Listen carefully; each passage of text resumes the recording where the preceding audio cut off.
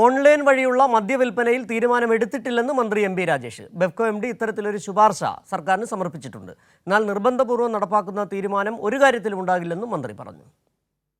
പക്ഷേ ഓൺലൈൻ മദ്യവിൽപ്പനയുടെ കാര്യത്തിൽ സർക്കാർ ഒരു തീരുമാനവും എടുത്തിട്ടില്ല. ഈ പ്രപ്പോസൽ നേരത്തെയും ചർച്ച ചെയ്തിട്ടുണ്ട്.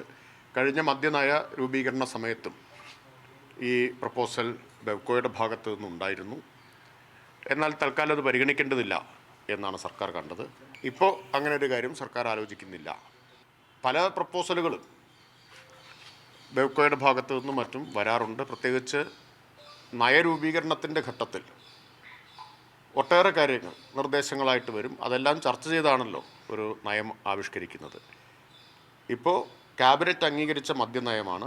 ആ മദ്യനയത്തിനകത്ത് നിന്നാണ് സർക്കാർ തീരുമാനങ്ങൾ എടുക്കുക. വിവരങ്ങളുമായി നൃപൻ ചക്രവർത്തി തിരുവനന്തപുരത്ത് നിന്ന് ചേരുന്നു. നൃപൻ, സർക്കാരിന് ഇതിൽ സംബന്ധിച്ച് വ്യക്തമായ കാഴ്ചപ്പാടുണ്ട്. നിലവിലുള്ള മദ്യനയത്തിൻ്റെ അടിസ്ഥാനത്തിൽ നിന്നുകൊണ്ടാണ് പല തീരുമാനങ്ങളും എടുക്കുക. അതിന് പുറമെ അതിനപ്പുറത്തൊരു തീരുമാനം എടുക്കാറില്ല.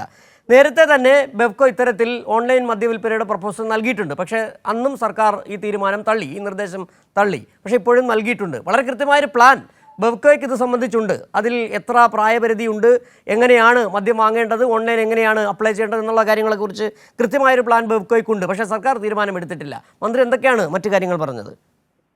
തീർച്ചയായും ഷിജു, നേരത്തെ തന്നെ ബെവ്കോയുടെ MD വിപുലമായ ഒരു റിപ്പോർട്ട് സർക്കാരിന് എക്സൈസ് വകുപ്പിന് സമർപ്പിച്ചു. ആ റിപ്പോർട്ടിൽ ഓൺലൈൻ വഴി മദ്യം വിൽക്കുന്നതിന്റെ സാധ്യതകളും അതിന് അനുമതി ലഭിച്ചാൽ അതിന് സംവിധാനം ഒരുക്കുന്നത് സംബന്ധിച്ചിട്ടുള്ള മുഴുവൻ പദ്ധതിയും തയ്യാറാക്കിയ ശേഷമാണ് ബെവ്കോ എക്സൈസ് വകുപ്പിന് ഇങ്ങനൊരു സാധ്യത ശുപാർശ നൽകിയത്.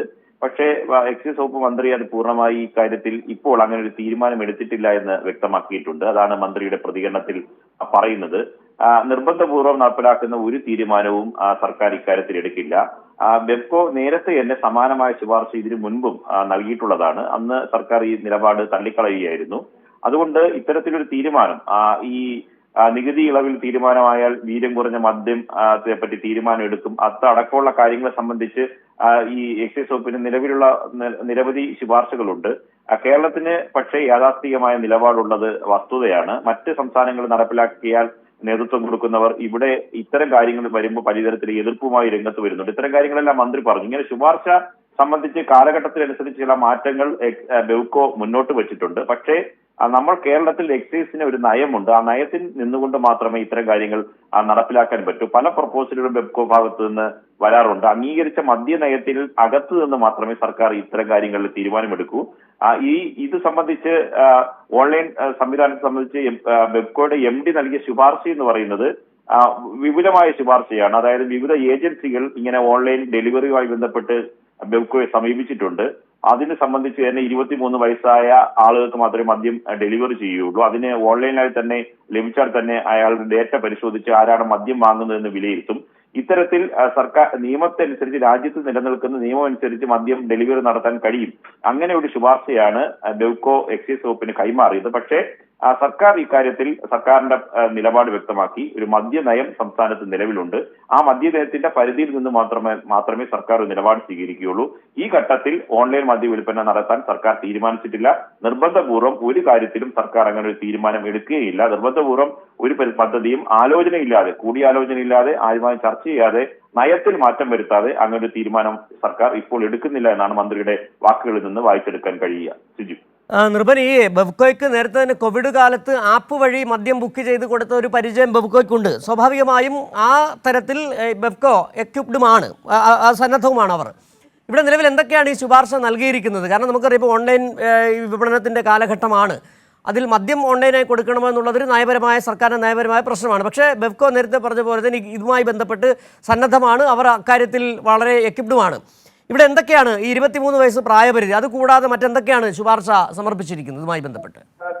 തീർച്ചയായും ബെവ്കോയെ സംബന്ധിച്ചിടത്തോളം നേരത്തെ തന്നെ ഈ കോവിഡ് കാലത്ത് ആപ്പടക്കം രൂപീകരിച്ചുകൊണ്ട് കുറ്റമറ്റ രീതിയിൽ മദ്യം വിതരണം ചെയ്തിട്ടുള്ള പരിചയം ബെവ്കോയെ സംബന്ധിച്ചുണ്ട്. മാത്രമല്ല അത് പുതിയ കൂടുതൽ സ്റ്റോളുകൾ ആരംഭിക്കുന്നു. മാത്രമല്ല ഇപ്പോൾ വിദേശ നിർമ്മിത മദ്യം, അതായത് വില കൂടിയ മദ്യം അടക്കം ഉള്ള വലിയ മാളുകളിലേക്ക് ബെവ്കോ അവരുടെ വിൽപ്പന രീതി മാറ്റുന്നുണ്ട്. അതുകൊണ്ട് കാലത്തിനനുസരിച്ചിട്ടുള്ള പരിഷ്കരണം, നൂതന സാങ്കേതിക വിദ്യ അനുസരിച്ചുള്ള വിൽപ്പന ഉപഭോക്താവിന് മദ്യം എത്തുന്ന തരത്തിലുള്ള സമീപനങ്ങളാണ് ബെവ്കോ സ്വീകരിക്കുന്നത്. ഇത് ശുപാർശയിൽ പറയുന്ന പ്രധാനപ്പെട്ട കാര്യം സ്വിഗ്ഗി ഉൾപ്പെടെയുള്ള ഇങ്ങനെ ഓൺലൈൻ ഡെലിവറി നടത്തുന്ന വലിയ ഏജൻസികൾ തന്നെ ബെവ്കോ ഇതിനുവേണ്ടി സമീപിച്ചിട്ടുണ്ട്.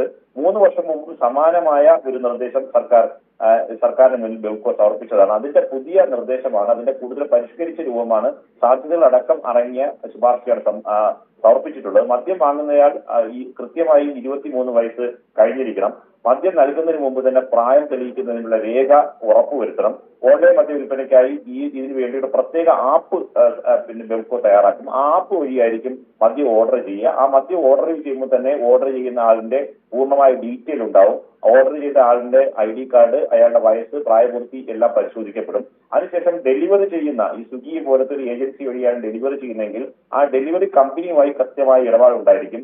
ഈ മദ്യം വാങ്ങുന്നയാൾ, ഈ ഡെലിവറി ചെയ്യുന്നയാൾ സംബന്ധിച്ച് അവിടെയും ഈ ഓർഡർ ചെയ്ത ആൾ തന്നെയാണോ ഡെലിവറി വാങ്ങുന്നത്, ഈ മദ്യം വാങ്ങുന്നത്, അയാളുടെ പ്രായപരിധി 23 കഴിഞ്ഞിട്ടുണ്ടോ എന്ന കാര്യം വിലയിരുത്തും. അങ്ങനെ ശാസ്ത്രീയമായിട്ടുള്ള പ്രപ്പോസലാണ്. സർക്കാർ അംഗീകരിച്ചാൽ മാത്രമേ ഈ ഓൺലൈൻ ഡെലിവറിക്കുള്ള സംവിധാനം നടപ്പിലാക്കാൻ പറ്റുള്ളൂ. പക്ഷെ 10 ദിവസത്തിനുള്ളിൽ സർക്കാരിന്റെ എക്സൈസ് വകുപ്പ് അനുമതി നൽകുകയാണെങ്കിൽ 10 ദിവസത്തിനുള്ളിൽ തന്നെ ഇത് നടപ്പിലാക്കാനുള്ള മുഴുവൻ സജ്ജീകരണവും ബെവ്കോ തയ്യാറാക്കിയിരുന്നു. പക്ഷേ ഈ മന്ത്രിസഭയെ സംബന്ധിച്ചിടത്തോളം, എക്സൈസ് വകുപ്പിനെ സംബന്ധിച്ചിടത്തോളം ഇതൊരു നയമാണ്.